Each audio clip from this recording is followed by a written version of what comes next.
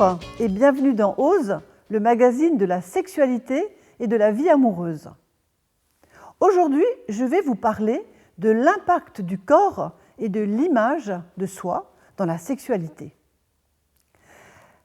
Alors la plastique corporelle est très importante dans la sexualité car celle-ci n'est pas uniquement fondée sur la recherche de l'apaisement, des pulsions et du désir. Il existe en fait des mécanismes très complexes de la sélection de nos partenaires. La taille, la largeur du bassin, la symétrie du visage, etc., qui conditionnent nos élans vers l'autre, et cela depuis la nuit des temps. S'ajoute à cela le jeu de la séduction, le charme, l'audace et l'affirmation d'être soi. La plastique corporelle est le premier signe de séduction.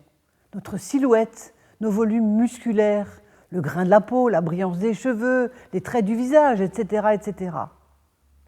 La beauté fait référence à des modèles culturels de notre histoire et de nos histoires. Et cette beauté oscille entre des modèles plantureux de Rubens et les mannequins filiformes de nos défilés de mode à l'heure actuelle.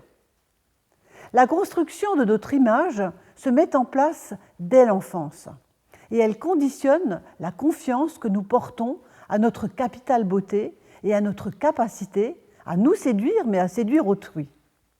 La beauté est bien sûr subjective et elle va impacter sur le couple, sur la sexualité, sur la confiance que nous avons.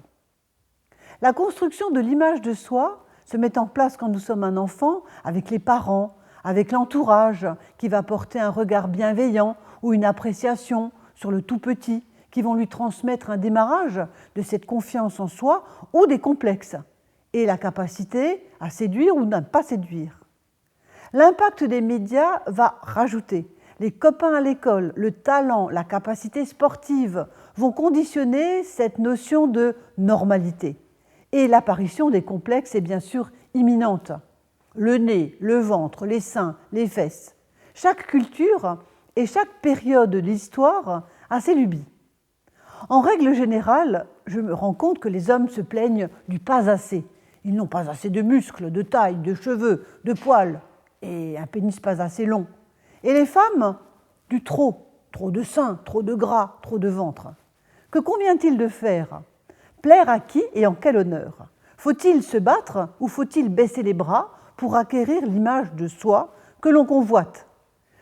En fait, chaque étape de la vie comporte des difficultés dans ces domaines. Par exemple, les suites d'un accouchement, l'infidélité d'un mari, la chute hormonale. La sexualité est la seule activité à deux durant laquelle on partage son corps, ses fluides, ses émotions les plus intimes. Aussi me semble-t-il qu'il est important et primordial de prendre soin de soi, chacun à sa manière et à son rythme. Rendez-vous la semaine prochaine, nous allons oser parler de la sexualité des seniors. À bientôt.